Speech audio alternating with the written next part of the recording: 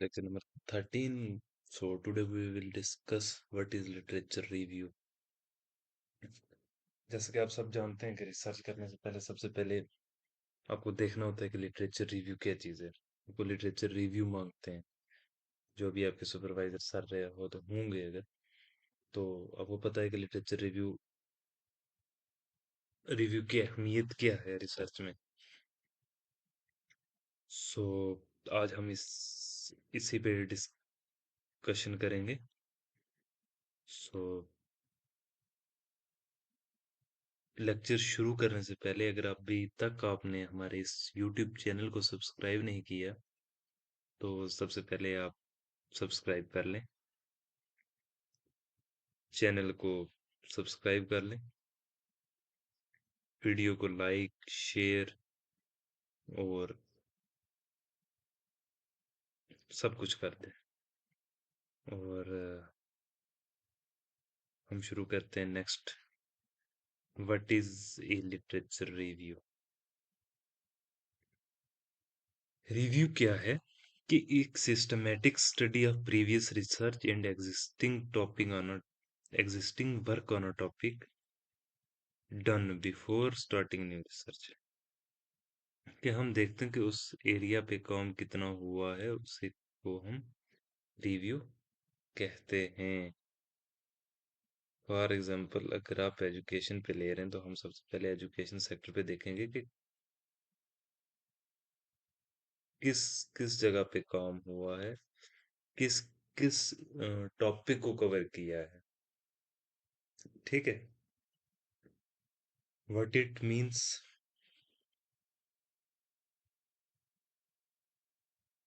Colour कौन सा रखेंगे, ये वाला सही है। What it means, it means studying all available material on your topic before beginning original research। Simple इसकी ट्रिक है, लिटरेचर रिव्यू स्टडी या प्रीवियस स्टडी, जो भी मतलब काम हुआ उसी को हम उसी का रिव्यू करते हैं। Why important? Identify research gap, avoid duplication, give research direction, improve theoretical understanding. ठीक है, कि इसमें हम सबसे पहले तो गैप देखते हैं, ये ना हो कि डबल काम ना हो जाए हमारा। एक डायरेक्शन मिलती है हमें, इम्प्रूव थियोरेटिकल अंडरस्टैंडिंग, और कुछ कॉन्सेप्ट जो रहते हैं अपनी फील्ड के लिए उनको भी हम देखते हैं। सोर्स हम सोर्स कौन कौन से हैं जहाँ से हम रिव्यू करते हैं? Books, research article, journal, thesis, report, reliable website. ठीक है, ये सब से हमें जो भी मटेरियल मिलता है हम उसका रिव्यू करते हैं। ठीक है,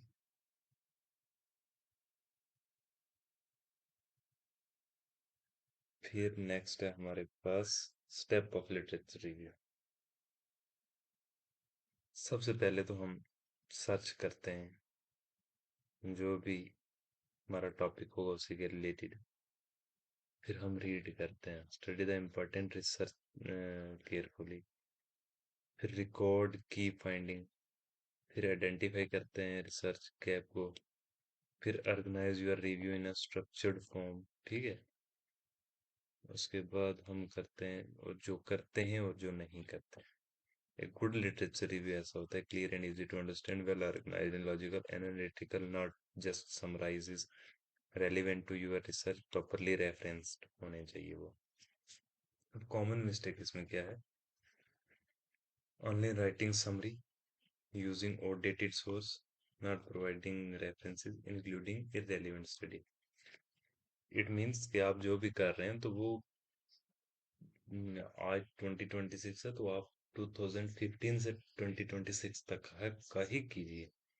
आपको जरूरी नहीं है कि आप 1800 से कुछ रिव्यू कर रहे हैं, क्योंकि उस वक्त जो काम था, जो इश्यूज थे वो अलग थे। आप 1900 का कर रहे हैं, वो ऐसा नहीं है, आपको अपडेटेड करना है इसमें। ठीक है,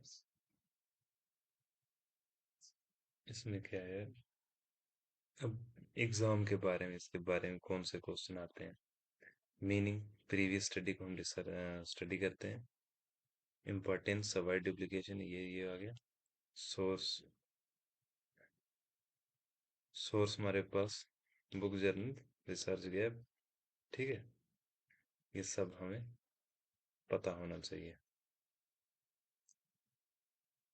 की टेक अवे में क्या है, if literature review is strong, research foundation is automatically strong, ठीक है। Good research begin with good reading. So I hope ये लेक्चर आपको पसंद आया होगा, और बहुत इजी और क्रिस्प फॉर्म में मैं आपको लेक्चर प्रोवाइड कर रहा हूँ। अगर अभी तक आपने हमारे इस यूट्यूब चैनल को सब्सक्राइब नहीं किया, तो प्लीज़ लाइक कमेंट शेयर कर दें, और ताकि हम अच्छे से इस सीरीज को कंटिन्यू कर सकें, और एक रेवोल्यूशन इस फील्ड में ला सकें। जैसा कि यूजीसी नेट में अब वैसा तो एग्जाम रहा नहीं कि आपको बेसिक पढ़ के जाना है, क्लियर हो जाएगा। आपको सब कुछ दिमाग में होना चाहिए। 2 घंटे में आपके दिमाग में जो भी है वो आपको वहीं पे देना है, चाहे उस वक्त आपका माइंड काम करे या ना करे। वही टाइम रहता है इंसान का जहाँ से,